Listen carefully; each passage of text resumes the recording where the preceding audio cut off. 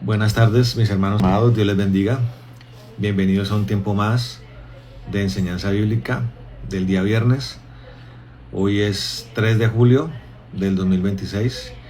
Vamos a orar, hermanos, mientras los hermanos van conectándose, van uniéndose a la predicación.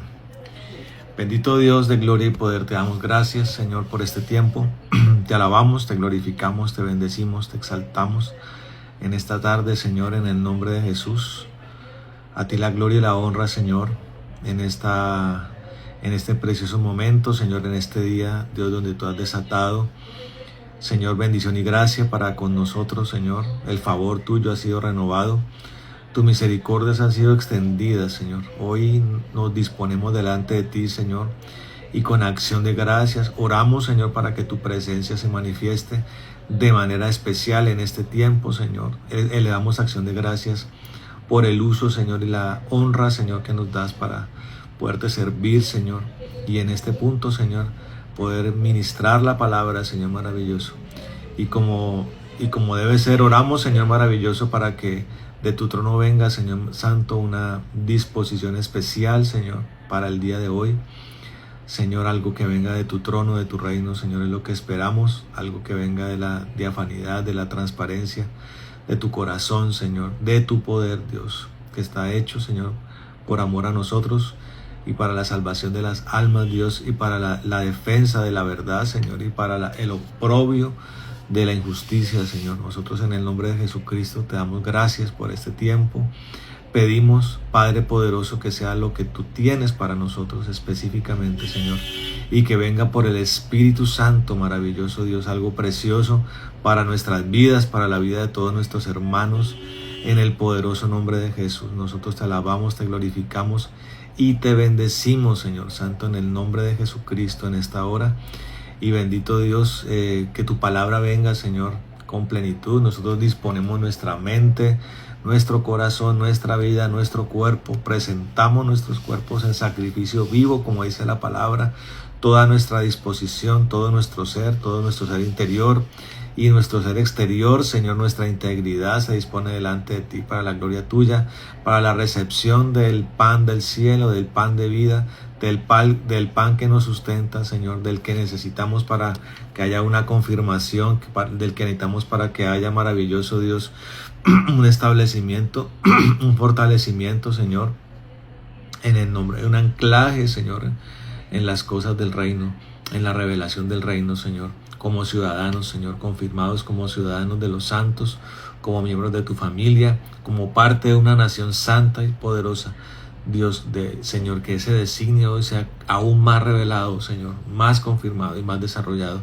Señor, te pido que des fortaleza al que tiene debilidad, que des, Señor maravilloso, visión, Señor, que traigas claridad, que traigas bálsamo, que traigas refrigerio, Señor maravilloso, consuelo, auxilio, socorro a todas nuestras vidas, Señor, y que juntamente con tu palabra las manifestaciones de tu poder vengan, Señor, venga liberación, rompa las cadenas, trae, Señor maravilloso, sanidad, Dios, trae, bendito Dios de la gloria, libertad, Señor, y plenitud y respuesta poderosa desde tu trono, Señor, en el nombre de Jesús, que nos prosperes en todo, como, Señor, prosperan nuestras almas, y que solamente lo que es verdadero y puro, Señor, venga, y toda mentira, engaño, Señor, y toda trampa del enemigo sea destruida, y todo espíritu maligno que controle esto, Señor, lo atamos y lo echamos al abismo en el nombre poderoso de Jesús. En esta hora, Señor maravilloso, en el nombre de Jesucristo, te alabamos y te bendecimos, Señor Santo. Glorifícate en todas las cosas en esta hora, en el nombre de Jesús, y bendice ampliamente, Señor maravilloso, a todas, Señor maravilloso, a todas las personas que con disposición buscan en ti la verdad, Señor maravilloso, en el nombre de Jesús, Señor Santo. Gracias, Dios. Amén. Bueno, mis hermanos amados, bendiciones a todos ustedes el día de hoy. Hemos estado viendo en la palabra algo muy importante que tiene que ver con el carácter y la forma de pensar y de actuar de los hombres de los últimos tiempos, y especialmente hombres que que han estado o están infiltrados dentro del cuerpo de Cristo y dentro de la iglesia, conforme a la palabra que está en la segunda carta del apóstol Pablo a Timoteo en el capítulo 3. Vamos una vez más allá a mirar. Vamos a mirar allí acerca, dice la palabra, repetimos, dice la palabra, carácter de los hombres en los postreros días. ¿Sí? Volvemos a leer el capítulo, amén. Dice, o el pasaje, dice, también debes saber esto, que en los postreros días vendrán tiempos peligrosos, porque habrá hombres amadores de sí mismos, avaros, vanagloriosos, soberbios, blasfemos, desobedientes a los padres, ingratos, impíos, sin afecto natural, implacables, calumniadores, intemperantes, crueles, aborrecedores de lo bueno, traidores, impetuosos, infatuados, amadores de los deleites más que de Dios, que tendrán apariencia de piedad, pero negarán la eficacia de ella. A estos evita. Amén. Vamos a leer hasta ahí. Y nos vamos a ubicar, hermano, en el versículo 2, porque hemos estado mirando punto por punto, característica por característica. Y hemos hablado, primero hicimos una introducción acerca de los hombres sin afecto natural, en el versículo 3, porque consideraba que era importante arrancar desde este punto, como una característica de la ausencia de empatía y totalmente del amor en el corazón de un hombre. Sí, y lo relacionábamos y después hicimos la relación con la primera característica del versículo 2, que es amadores de sí mismo, con lo que dice el versículo 4 en su última parte, que dice amantes de los deleites más que de Dios. Y a partir de allí comenzamos con los avaros en el versículo 2, que fue lo que vimos hace 15 días. Y hoy miraremos lo que son los vanagloriosos, porque habrá hombres amadores de sí mismos, avaros, vanagloriosos. Amén. Cuando examinamos la palabra, vemos rápidamente que tiene dos componentes, ¿no? La vanidad y la gloria. ¿Sí? Cuando la unimos, entonces entendemos técnicamente que habla de una gloria vana o una gloria perecedera, una gloria efímera, una gloria pasajera, una gloria que se deteriora, una gloria que se extingue, una gloria que se oxida. Fíjese, la palabra de Dios dice claramente, el Señor Jesús dice, que no hagamos tesoros en la tierra. Hay tesoros que son terrenales y tesoros que son celestiales. Y respecto a los tesoros terrenales, la palabra del Señor Jesús dice, no hagamos tesoros terrenales porque la polilla y el orín los corrompen. ¿Qué son la polilla y el orín en términos técnicos? La polilla es ese insecto que tiene una preferencia o un deleite especial por los tejidos de la ropa o de ciertas texturas de la ropa. Entonces si usted se le meten las polillas en la casa, usted va a ver que las polillas van a deteriorar paulatinamente sus ropas. Entonces hay que extinguirlas, ¿no? Hay que purificar la casa, arrojar insecticida, colocar bolsitas de creolina para proteger la ropa. Y hay algo llamado el orín. El orín es una forma bastante agresiva del óxido. El óxido, el orín es ese óxido, por ejemplo, contra el que se pelean los fabricantes o los dueños de naves, de barcos. O el orín es el óxido que trata de corromper las estructuras metálicas de los edificios o de ciertos lugares públicos, obras civiles. Entonces el Señor dice, cuando habla de eso, estamos hablando de algo que se corrompe, que se corroe, que se extingue, que se deteriora, que es perecedero, que no es duradero, que se daña, ¿sí? Que se consume. Cuando hablamos de vanagloria, estamos hablando entonces de una gloria que se extingue, que es efímera, es una cortina de humo, que se disipa con facilidad. Dicho esto, hermano, entonces miremos lo que dice la palabra acerca de la vanagloria. Perdón, el diccionario lo que dice acerca de la vanagloria, según la Real Academia de la Lengua. Es sencillo. Y lo aplicaremos también para el que se ejercita en la vanagloria, que es el vanaglorioso, que es del que está hablando el capítulo 3 de segunda carta a Timoteo, en el versículo 3. Entonces dice el diccionario, muy sencilla la explicación. Dice, vanagloria, jactancia del propio valer u obrar. Entonces, miremos, ¿no?, lo que dice la palabra en primera carta a los Corintios, capítulo 3, acerca del amor. El amor no es jactancioso y no se envanece. O sea, el amor no se presume, ni es perecedero. No se envanece, no es jactancioso. Y aquí dice respecto a la vanagloria, que es la jactancia del propio valer u obrar. O sea, es alguien que o es una actuación o es un hecho en el cual hay jactancia de lo que se ha hecho o de lo que se considera con valor. Y el vanaglorioso entonces es aquella persona que se jacta de lo que presume valer o de lo que presume hacer. ¿Correcto? Eso es conforme al diccionario de la Real Academia, el diccionario del español. Pero tenemos que dirigirnos hacia lo bíblico, ¿no? ¿Sí? ¿Qué dice la palabra? ¿O qué dice la palabra respecto al vanaglorioso? Cuando nosotros miramos el versículo 3 de la segunda carta a los Corintios, capítulo 3, cuando hablamos de vanagloriosos, se tiene que examinar una palabra que es la que utiliza allí el apóstol para referirse al vanaglorioso, fue escrita en el griego, que es la palabra alazón.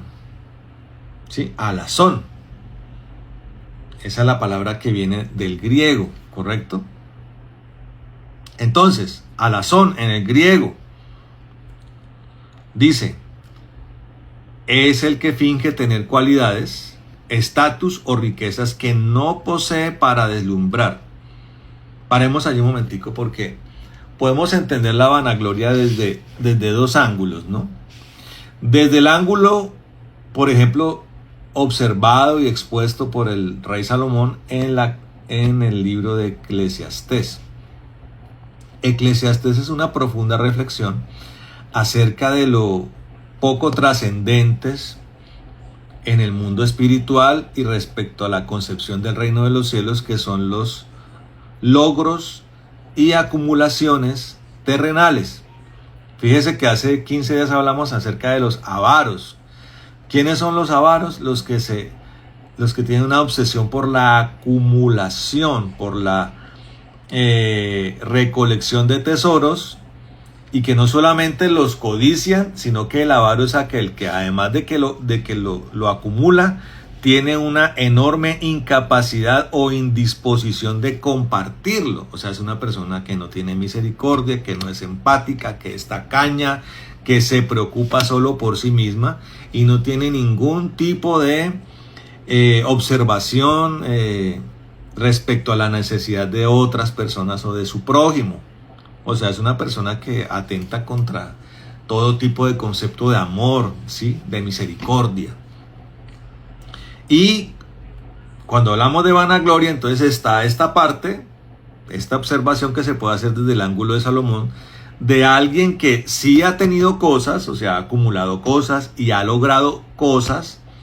Podemos mirarlo desde la parte económica, financiera, intelectual, emocional, desde muchas, laboral, profesional,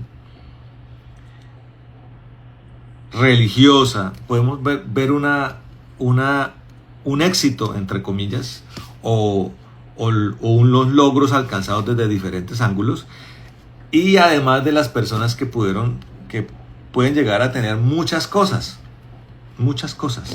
valiosas esencialmente, pero con todo y lo que han alcanzado, eso delante de los ojos de Dios de lo espiritual, de lo que concierne al reino de los cielos, son cosas que no tienen peso. Y eso lo expone el rey Salomón en Eclesiastés, claramente. Dice: vanidad de vanidades, todo es vanidad, todo es perecedero. Y hace una reflexión final, casi al final del libro, donde dice: el todo del hombre es esto: tema a Dios y guarde sus mandamientos, dice allí. Entonces, esa es la primera observancia de alguien que sí ha adquirido conocimiento, de que se ha adquirido éxito, de que se ha adquirido una posición a nivel intelectual, a nivel profesional, bueno, lo que miramos, y también la persona que ha logrado a través de su trabajo, de su empeño, de su esfuerzo, adquirir muchas cosas, riquezas. Pero también está la vanagloria en la segunda observación del que no solamente, o sea, del que sobredimensiona lo que ha adquirido, sobredimensiona lo que ha hecho, y del que no ha logrado nada o no tiene nada, pero lo presume todo. Hay dos vanaglorias: la vanagloria del que sí ha adquirido, del que sí ha logrado, y la vanagloria del que lo logró a medias, o lo logró poco, o no lo logró nada, pero aún así lo presume, se jacta. Y cuando miramos la palabra en segunda carta a Timoteo, entendemos entonces que alazón, que es el verbo, es la palabra utilizada para referirse a este tipo de personas, está hablando del fanfarrón. O sea, si encontráramos un sinónimo en el español de la palabra alazón en el griego, sería fanfarrón. O sea, estamos hablando de alguien aún peor. O sea, estamos hablando de una vanagloria aún más lastimera, aún más pusilánime. Una vanagloria aún más aborrecible, si podemos decirlo así.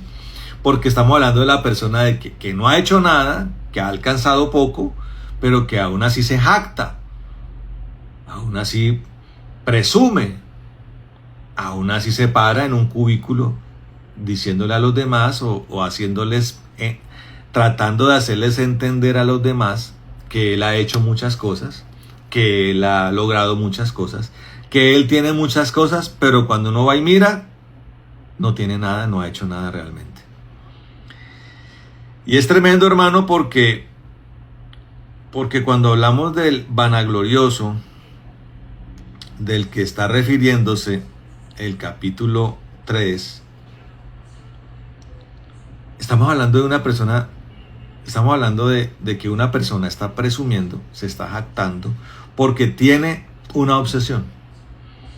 Tiene una obsesión, y es la aprobación externa y las apariencias. Tiene una obsesión con lograr delante de los hombres un valor significativo. Y se pone una franela, una escalafandra de apariencia. Y repito, de lo que nunca ha logrado, de lo poco que ha logrado. Entonces, cuando hablamos de lo poco que ha logrado, estamos hablando de una persona que exagera sus logros, se jacta de ellos y los exagera.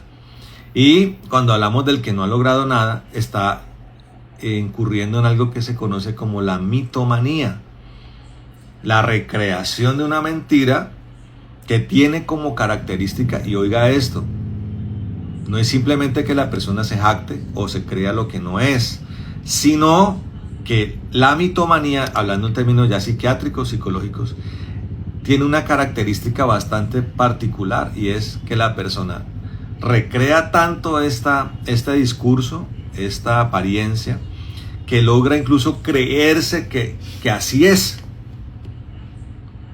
No solamente lo exagera, no solamente lo recrea falsamente, sino que comienza como a creérselo, comienza a ser parte de su vida, ¿sí? Entonces, volviendo al punto de partida del vanaglorioso, miramos, hermano, observamos que El vanaglorioso es alguien que presume de tener cualidades, ¿sí? Que tiene cualidades, entonces presume cosas a nivel intelectual.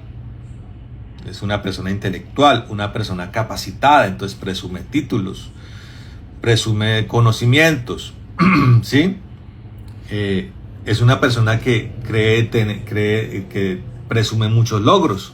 Entonces presume que hizo tal cosa, que hizo la otra, que fue allí, que fue allá, y que muchas personas se han visto beneficiadas de lo que él ha hecho. Presume riquezas, una persona que presume. Y una cosa particular respecto a las riquezas, y aquí se puede marcar una distancia de la persona avara. Escuche esto es muy importante. La persona avara es una persona que restringe su mano, aún teniendo, restringe su mano para no ayudar a la persona que tiene necesidad a su lado. La persona vanagloriosa puede llegar incluso a que, como está presumiendo riquezas, saca de donde no tiene para aparentar que ayuda mucho. O sea, es una persona, me explico, es una persona que es tendiente a ayudar aún de lo que no tiene. Entonces por allá empeña el equipo de sonido, por allá deja de pagar la cuota de la casa, por allá deja de hacer mercado, para que en la comunidad, recuerda hermano que estos hombres aparentan piedad, estos hombres están introducidos, infiltrados dentro del cuerpo de Cristo. O sea, es importante para ellos en su obsesión de la aceptación aparentar que son personas entonces generosas, que ayudan a los demás.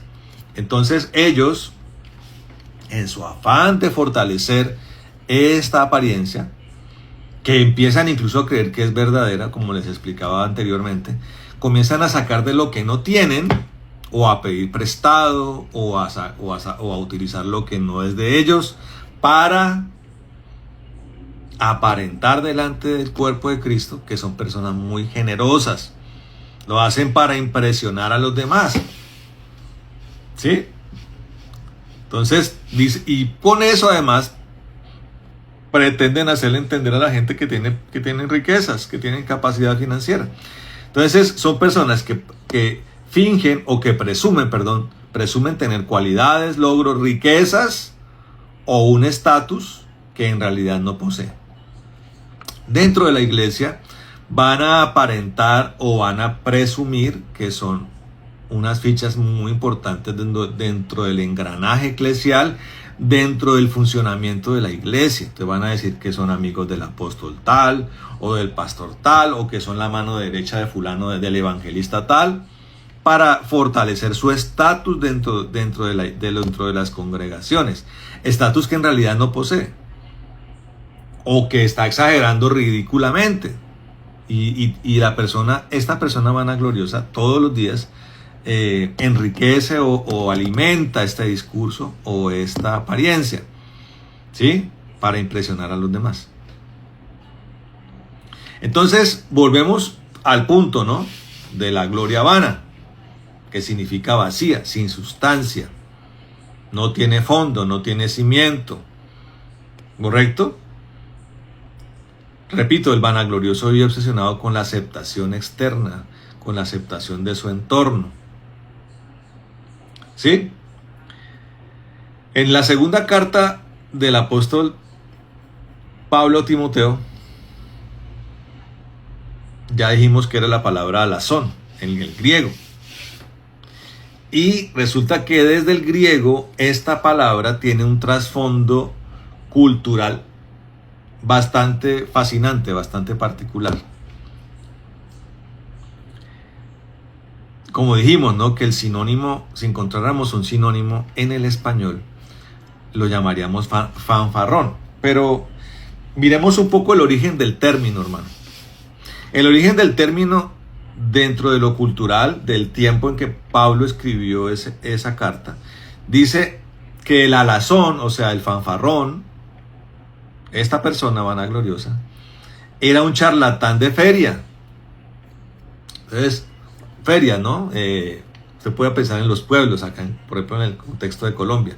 Acá en los pueblos, personas que llegan a los pueblos y lo que llaman en Colombia el culebrero o el palabrero, ¿sí? Que de hecho de eso se hace mofa o se hace humor, que es la persona que vende una serie de productos y que la persona es muy buena, muy bueno para hablar y para convencer a la persona ignorante o a la persona a la que está hablando de que lo que está vendiendo es lo mejor.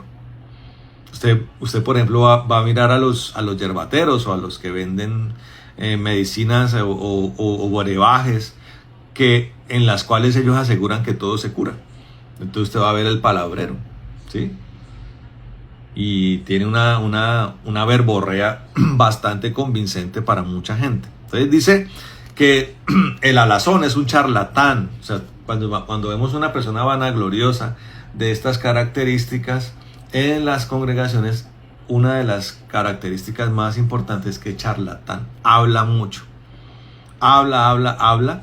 Y dentro de ese hablar, usted va a detectar que se presume mucho. Yo hice, yo soy, yo tengo, yo hago en el año tal, cuando fui a tal, cuando prediqué allí, cuando me llevó allá. Y es muy charlatán. El término se extrae desde la cultura griega en la que caminaba y andaba Pablo. Era el charlatán de pueblo, o aquí en Colombia el palabrero, el culebrero.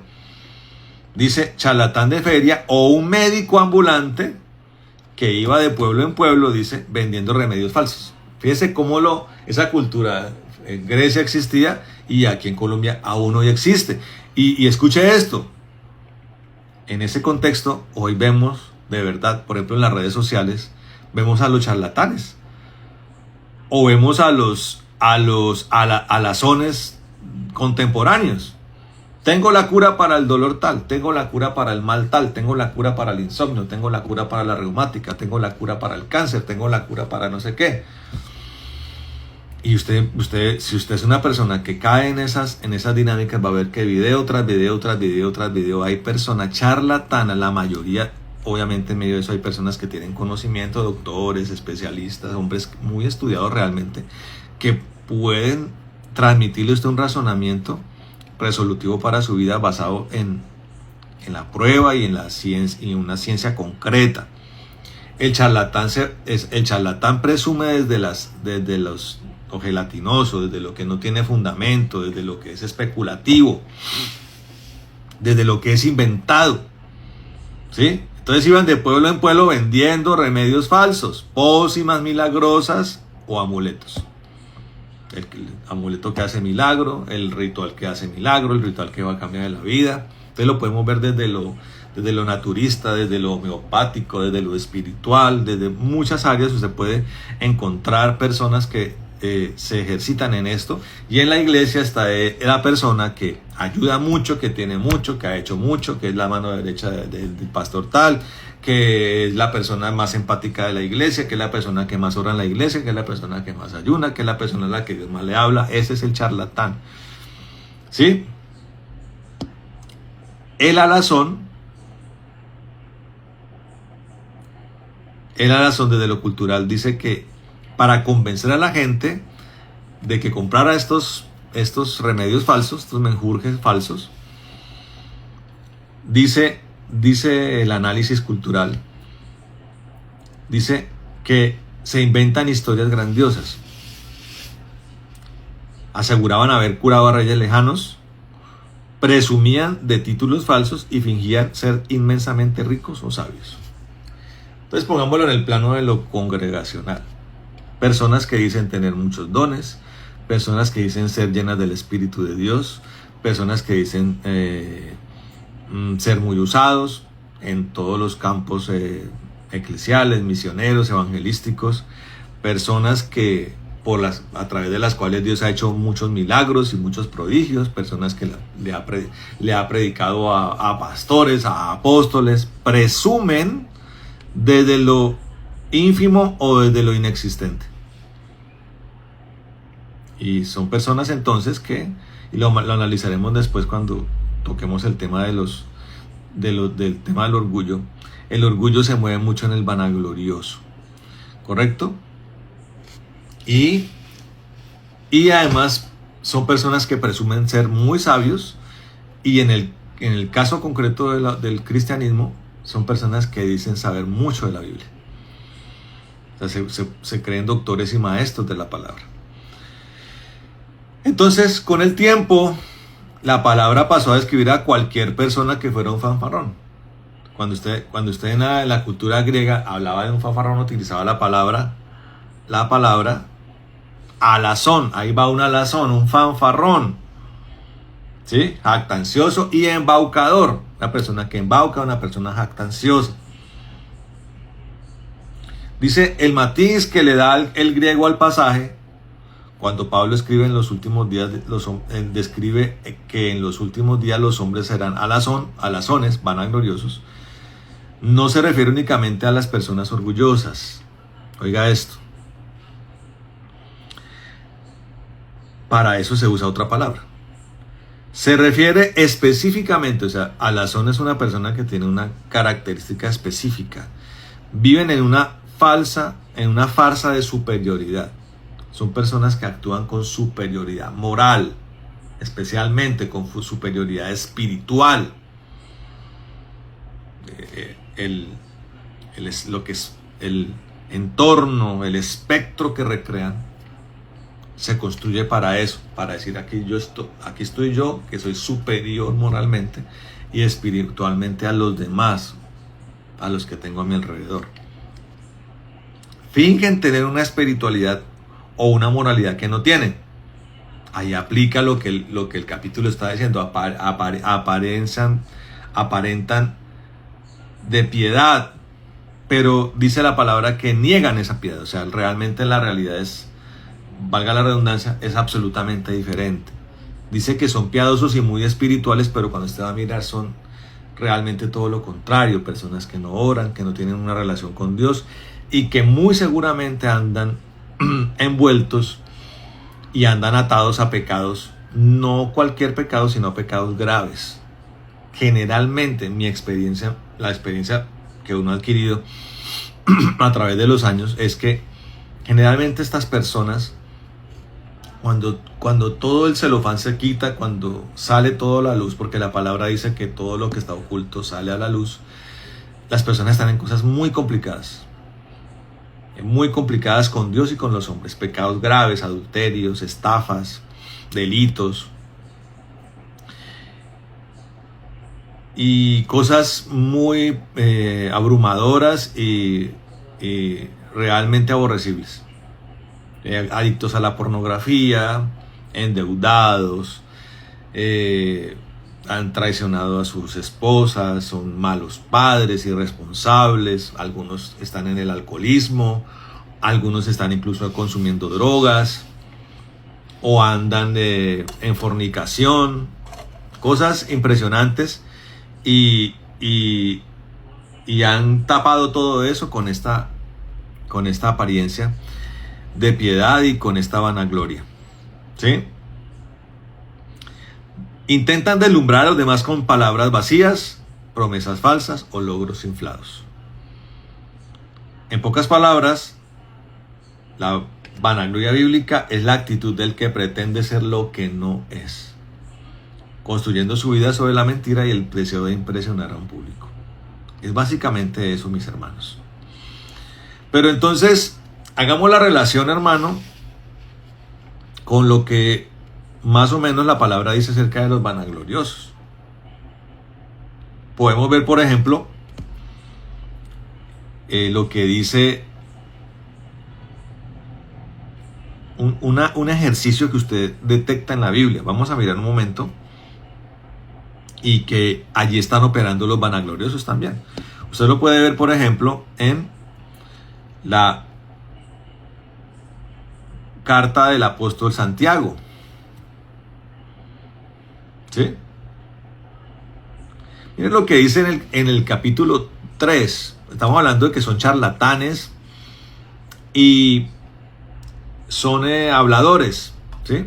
Dice, mire lo que dice el capítulo 3 de Santiago. Dice, la lengua. Mire, el apóstol Santiago está señalando cosas que pasan dentro de la iglesia. Dice, hermanos míos, no os hagáis maestros muchos de vosotros. Entonces usted ve al vanaglorioso tratando de ejercitándose en la superioridad moral falsa y la superioridad espiritual falsa. Entonces dice, hermanos míos, mire, aquí vamos operando el vanaglorioso. Dice, hermanos míos, no os hagáis maestros muchos de vosotros, sabiendo que recibiremos mayor condenación. Entonces, ¿qué está diciendo? ¿Qué está diciendo el apóstol Santiago? Está diciendo, el vanaglorioso, por su actitud de superioridad, y aquí lo llama él maestros de otros, los que se quieren hacer maestros de otros, dice, recibirán mayor condenación. Así como el cristiano que conoce la palabra, o el que dice ser cristiano, que conoce la palabra y cae o se devuelve para atrás, o sencillamente nunca salió de allí por el conocimiento de la palabra, de las cosas de Dios, recibirá una mayor condenación. Asimismo, el que presume, o el que se ejercita, o el que desarrolla una superioridad moral y espiritual por encima de otros, y que hace parte de la apariencia de piedad, va a recibir mayor condenación. ¿Correcto? Ahí lo dice en el capítulo 3. Y el capítulo 4, porque lo voy a relacionar con una palabra en Filipenses, dice, la amistad con el mundo. Dice, ¿de dónde vienen las guerras y los pleitos entre vosotros? No es de vuestras pasiones, estamos hablando de una competencia, ¿no? La vanagloria, la superioridad moral, espiritual falsa, se desarrolla en un entorno de envidia y de competencia. Entonces dice, ¿de dónde vienen las guerras? Dice, o sea, está hablando de en el cuerpo, guerras y pleitos entre vosotros. Dice, no es de vuestras pasiones las cuales combaten vuestros miembros, codiciáis, mire, ahí se relaciona el avaro, el codicioso con el vanaglorioso, codiciáis y no tenéis. Estamos hablando del que codicia reputación, del que codicia fama, porque le importa mucho lo que los demás piensen de él. Codiciáis y no tenéis, matáis y ardéis de envidia y no podéis alcanzar, combatís y lucháis, pero no tenéis lo que deseáis porque no pedís. Pedís y no recibís porque pedís mal para gastar en vuestros deleites. Ahí está describiendo una situación de envidia, de un ejercicio de envidia, de mal enfoque de la oración, de mal enfoque de una supuesta relación con Dios. Porque se busca lo propio, se buscan cosas que hacen parte de vuestros deleites y que lo relacionamos con lo que dice el capítulo 3 de primera carta a Timoteo, cuando dice, amantes de los deleites, mire, ¿sí ve? Para gastar en vuestros deleites más que de Dios. Niegan la eficacia de la piedad porque piensan en sus propios deleites. Mire lo que dice entonces el otro versículo del que estaba haciendo mención, Filipenses 2:3. Dice, nada hagáis por contienda o por vanagloria. Oiga esto. Nada haga por competencia. No trate de desarrollar una vida cristiana de superioridad moral y espiritual basado en la contienda, en la competencia, en la envidia y la vanagloria. Conflicto con sus otros hermanos o los otros miembros de la congregación. Dice, y pone el antagonismo de esto, que es el de Cristo. Dice, antes bien con humildad, estimando cada uno a los demás como superiores al mismo. Oiga esto, esa es la cura. O sería el comportamiento completamente contrario y por tanto traería un efecto contrario a la vida. ¿Cómo? La humildad. La palabra de Dios dice, el Señor tiene cerca a los humildes, soporta a los soberbios, a los arrogantes. ¿Correcto? Y estimando, ¿cuál humildad? Estimando a cada uno como superiores a sí mismo.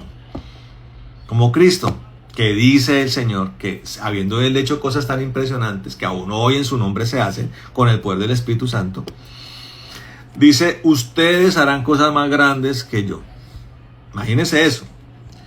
¿Qué es considerar a alguien superior a mí? Es sencillamente eso. No me enfoco en una competencia, no me enfoco en tratar de saber qué equipamiento de fe, qué equipamiento de talentos, de dones tiene Dios con una persona, sino que por humildad digo, esa persona es más grande que yo.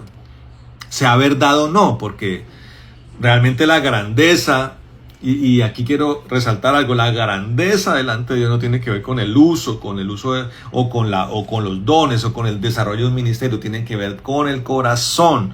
Es grande delante de Dios el que tiene un corazón humilde, el que dobla la cerviz, el que no actúa con soberbia. Ese es delante de Dios. Y la clave está en considerar a los demás superiores a mí. Miren lo que dice Gálatas 5:26, dice, no nos hagamos vanagloriosos, irritándonos unos a otros. Lo relacionamos con la palabra de Santiago capítulo 3, hacerse maestros unos de otros.